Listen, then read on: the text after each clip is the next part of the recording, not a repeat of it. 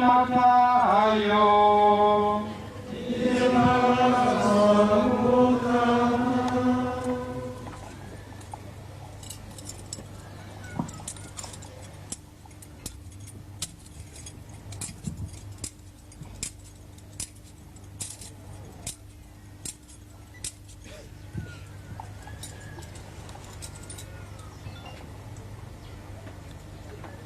Ahamagaye abigishwa biwe 12 abaha ubukuru bw'kwirukana amashetani no gukiza indwara zose n'ubumuga bwose. Amazina y'abatumwa 12 ngaya: uwa mbere ni Simoni batazira Petero na Andrea mwene wabo, Yakobo mwene Zebede na Yohani mwene wabo, Filipo na Baratelemi, Toma na Matayo umutoza kori, Yakobo mwene Alfe na Tadeyo, Simoni w'Ikana na Yuda Iskariyoti ariwe yamuguze. Abo 12 Yesu abatuma abanje kubihanikiriza ati: ntimufate inzira irora ku bapagani, kandi ntimukoze ikirenge mu bisagara by'Abanyasamariya. Muratumbera ariho intama zatakaye zo mu muryango wa Isirayeli. Mu nzira gende murigisha ko ubwami bw'ijuru buri hafi. Murakiza abagwaye, musubize ubuzima bapfuye, mucyorore abanyamibembe, mwirukana amashetani. Mwarose ataco mutanze, namwe nimutange atakiguzi musavye. Nimutware inzahabu, amafaranga, habe n'isenge mwisaho. Ntihagire isaho mwitwaza, nta n'ikanzu zibiri, nta n'ibirato, nta n'inkoni, kuko umukozi akwiye impembo. Dushemeze ijambo ry'Imana. Kristo umuryango w'Imana.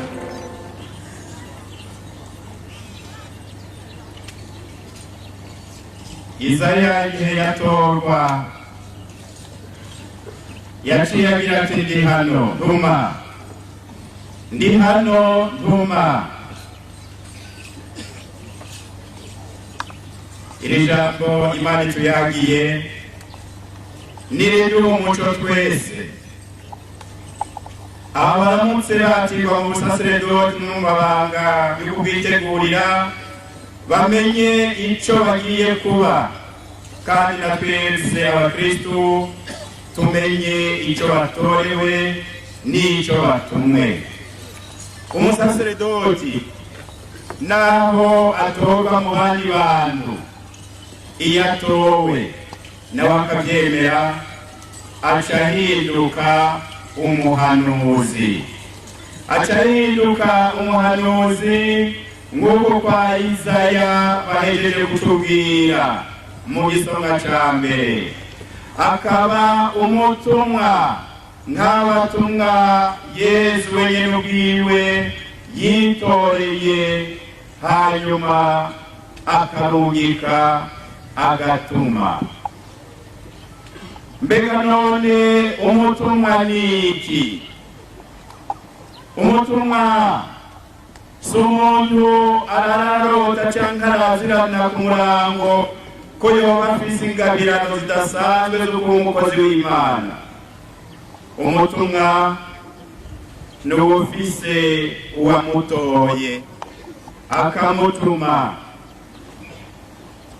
Umutumwa kandi ni uwufise ico yatumwe naho yatumwe, arico bituma abwirijwe kwama yifashe nyene nk'umusavyi w'intumwa, akaba arangura ibanga ryiwe yisunze intumbero y'uwamutumye.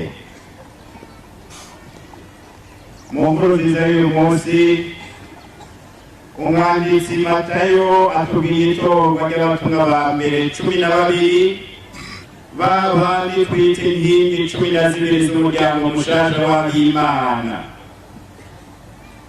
Mbega none icyatumye Yesu atora abatumwa n'igiki? Yoba yarabuze abagendanyi bataramukomishwashwa? Mbega igituma n'ubu Yesu abandanya gutorera abandi batumwa nk'abo 8 agira turonse uyu munsi mw'ibanga ry'ubusaserdoti n'igiki? Bakozi b'Imana, inyishu y'icyo kibazo tuyisanga mu majambo atangurira ayatumvise uyu munsi mu nkuru nziza. Hahandi batubwira mu gihane c'icenda ca Matayo, batubwira bati Yesu yamagendura ibisagara byose n'imihana yigisha yongera akiza indwara zose n'ubumuga bwose. Hanyuma aho nyishengero rimukurikira yumva rimuteye ikigongwe kuko abantu bari barushe cane, baconjogoye, basa intama zitagira umwungere. Araheza abarira abigishwa biwe ati ivyimburwa ni vyinshi yamara abakozi ni bake. Sabe rero nyene n'umurima arungika abakozi mu murima wiwe. Muraze murabisoma mubizirikana mu kigabane c'icenda ca Matayo guhera ku karongo ka 35 gushika ku 38. Muca mwumva muri ayo majambo rero ko batowe n'aba batumwa babandanya batorwa ko ari inyishu y'Imana ku bukene bw'abantu. Bajonjogoye bameze nk'intama zitagira umwungere.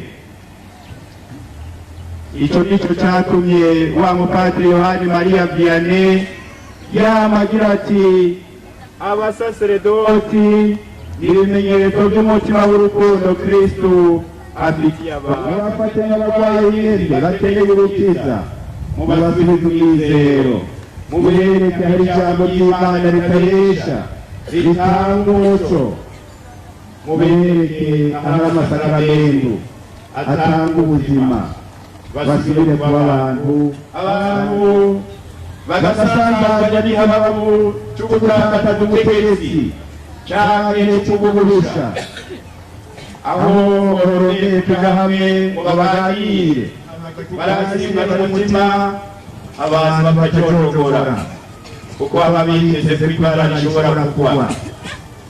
Nabo bose n'abandi basa nabo murabegere, mubigishe urukundo, mubigishe ukuri, mubigishe gutunganiriza bose, mubigishe kubana mu mahoro.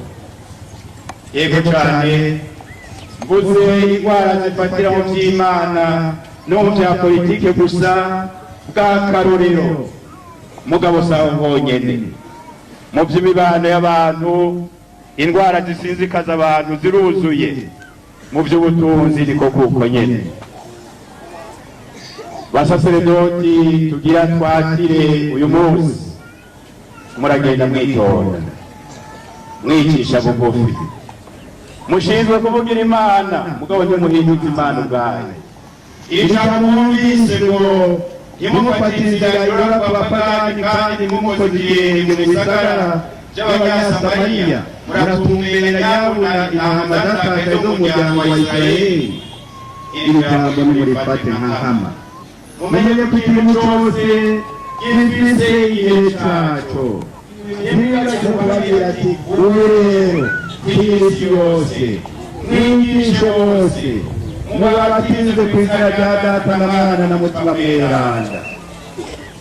Erega abasaserdoti, erega abakristu, izo mvugo zibiri za Yesu zizerekana ko bwa mbere yari yihenze mu kubaha umutima mwiza akora gusa icyo atumwe n'Imana mu gihe cyaco.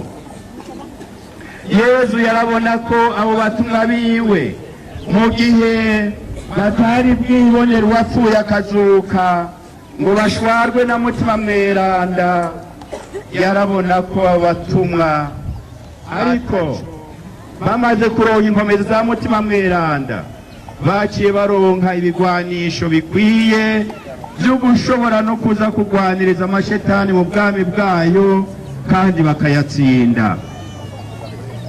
Abatumwa ba mbere ba Yezu uko niko bavyifashemwo. Namwe rero kunde kuza muri ihereza rya jambo ry'Imana kugira ngo muri gaburira mwumve iry'abatumye n'iy'abatumye, mumusabe impambi ikwiye yo kurangura ivy'abatumye, niho muzoba abatumwa nyabo kandi mugahindura aho muherereye. Bavukanyi mwadukoranije uyu munsi, Imana nibaje imbere mwese.